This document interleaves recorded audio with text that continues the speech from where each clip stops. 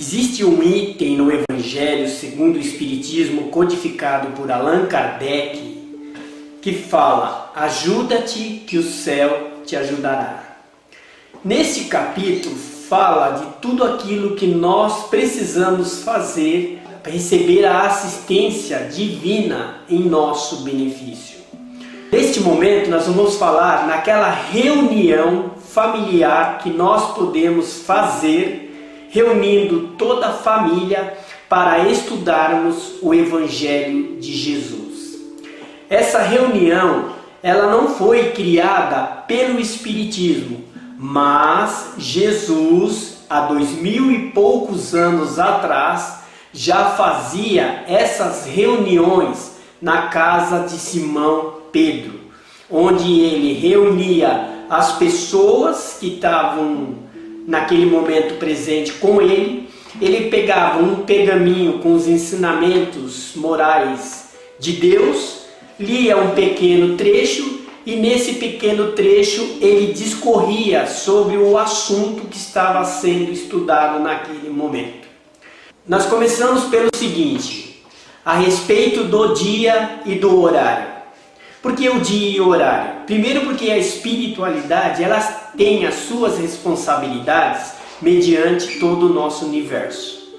Aquele dia que nós vamos determinar o que vai acontecer, vai ser o dia marcado para esses companheiros se apresentarem no nosso ambiente familiar.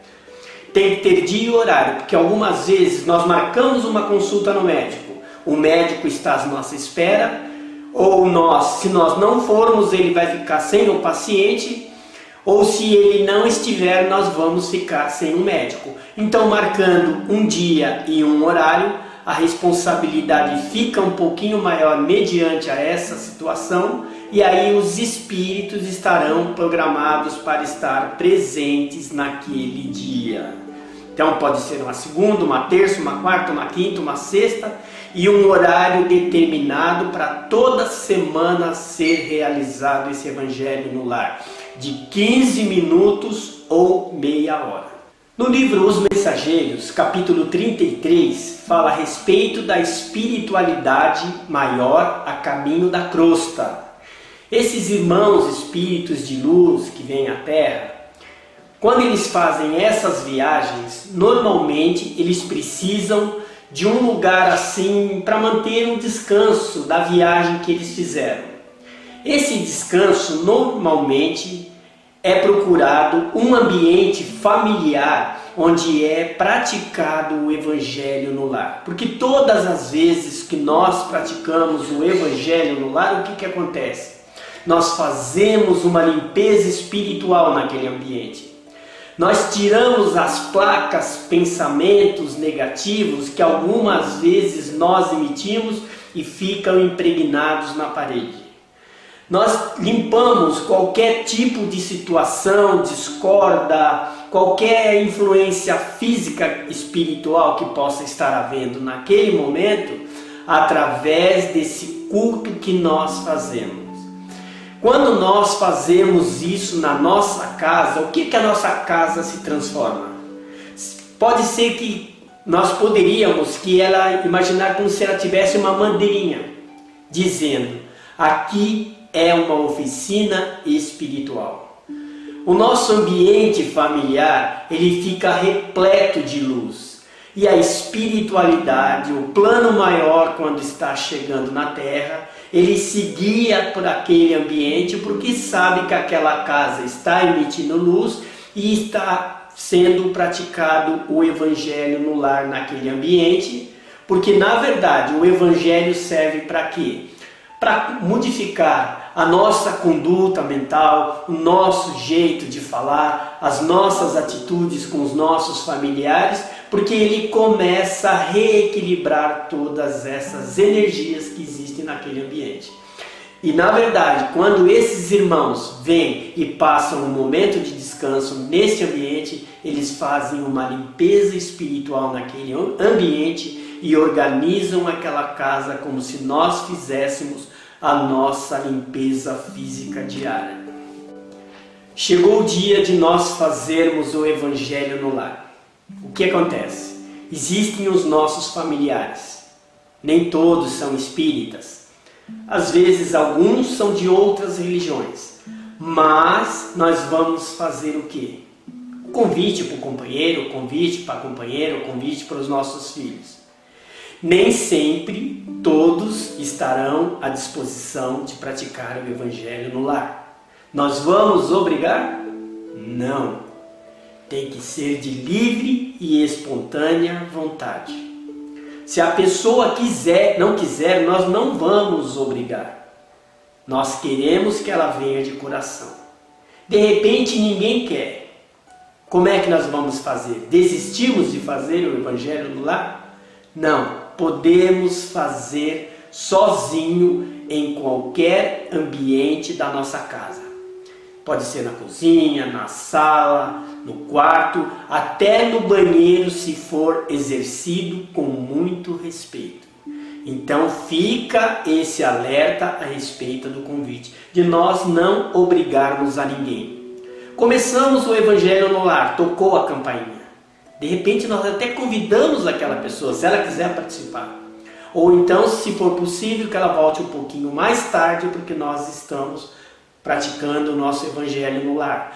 O nosso telefone tocou, vamos atender. Mas pedimos desculpa para a pessoa naquele momento, para que ligue um pouquinho mais tarde também, se não for extrema necessidade, porque nós estamos praticando o nosso Evangelho no lar, até que termine o Evangelho. Fica um pouquinho difícil de nós termos uma conversa assim um pouquinho mais relaxada. E pedimos para a pessoa ligar novamente. O início desse Evangelho no lar, meus queridos, é com uma prece inicial. Nessa prece inicial, nós vamos fazer a união de pensamentos de todos aqueles que estão participando, junto com a espiritualidade que está ali presente. O mentor individual de cada um, os mentores que participam do Evangelho no lar, de Jesus, que é nosso irmão, de Maria Nazaré, que nós podemos considerar nossa mãezinha, e Deus, nosso Pai, para que dê toda a proteção possível e só permita a entrada daqueles espíritos que forem autorizadas a entrar naquele ambiente, para que nós possamos fazer um trabalho harmônico naquele momento. Feita a prece inicial, nós vamos fazer a leitura. Normalmente nós utilizamos o Evangelho segundo o Espiritismo, porque somos espíritas, mas nada impede que nós utilizemos o Evangelho da Bíblia Sagrada.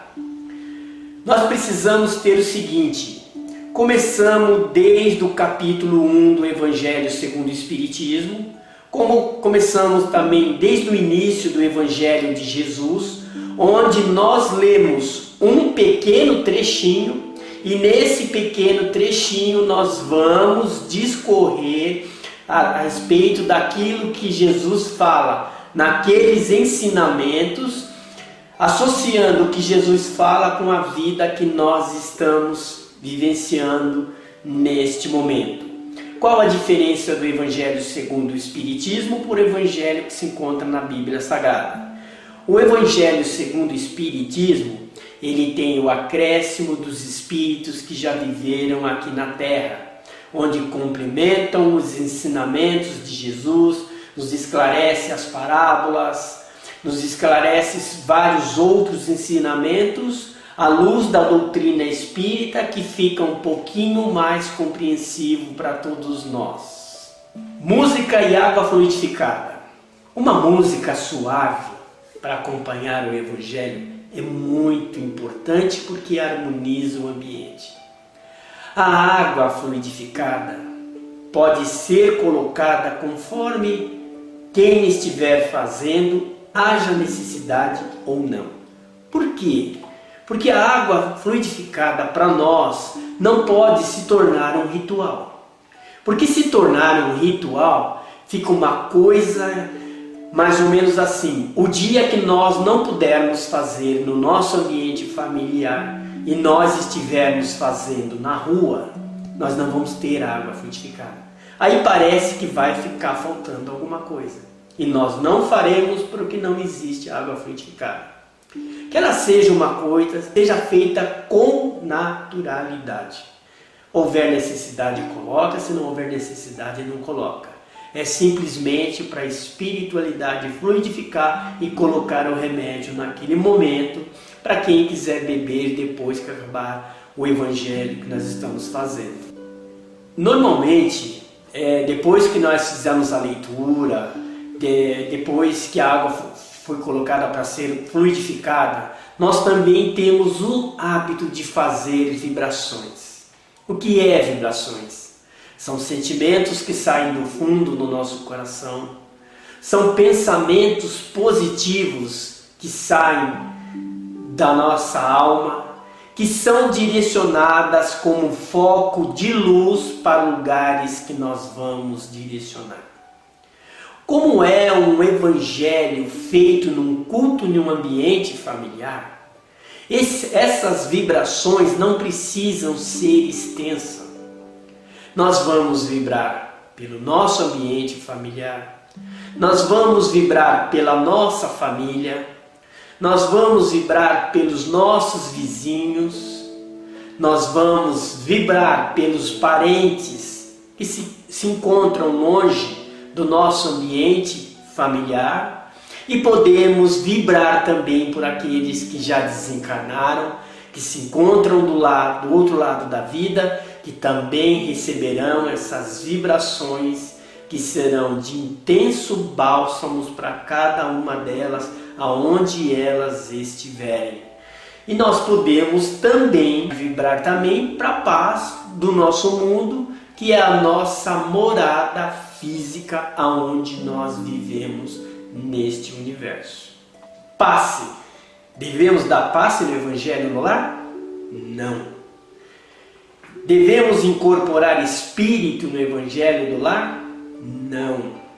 Por quê? Tanto o passe como a incorporação de qualquer espírito tem que ser num local e numa hora determinada. No ambiente familiar, isso não é bom. Por quê?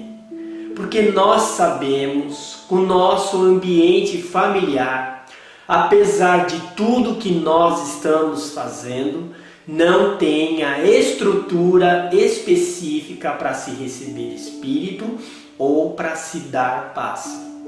No caso do passe ou da incorporação, procuremos uma casa espírita próximo da nossa casa, onde nós podemos frequentar, e ali sim receberemos toda a assistência possível que nós precisamos. Então fica restrito a leitura, a comentários, a vibrações, que daí nós já estaremos fazendo aquilo que é necessário para a harmonização do nosso ambiente familiar. Depois de feita a leitura, depois de feito os comentários, vamos partindo para a prece final. É uma prece singela, onde nós vamos fazer o agradecimento para as pessoas que estavam presentes, para a espiritualidade que participou conosco naquele momento, desse evangelho que nós fizemos. Podemos agradecer a Jesus, a Deus, nosso Pai, por toda a proteção possível que nos foi dada naquele momento, porque a espiritualidade, como nós sabemos, precisa dar continuidade aos seus trabalhos na espiritualidade.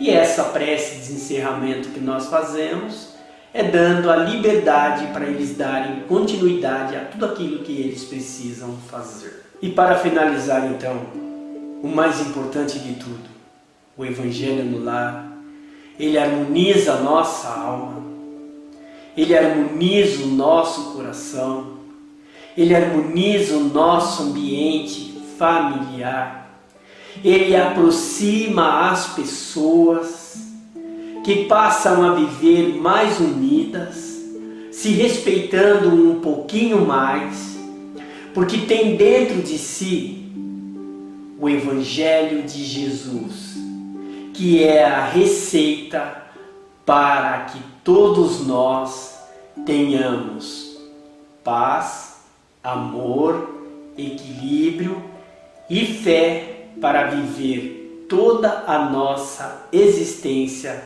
aqui no nosso planeta Terra. Gostaria de pedir a todos vocês agora que se inscrevessem no nosso canal, para que quando for lançado um novo assunto, a gente encaminhe para vocês. Também gostaria de pedir para que vocês nos acompanhassem no nosso Facebook e também, se for necessário, fazer algumas críticas, porque nós precisamos ir aperfeiçoando o nosso trabalho, que é o trabalho de formiguinha. Unidos, nós vamos atingir os objetivos que Jesus colocou nas nossas mãos. Porque o trabalho que nós fazemos através dessa doutrina maravilhosa, que atingiu os nossos corações, é de polinização, como as abelhas fazem. De pouquinho em pouquinho, nós vamos transmitindo um pouquinho de ensinamento aqui, um pouquinho de ensinamento ali, que vai esclarecendo as pessoas.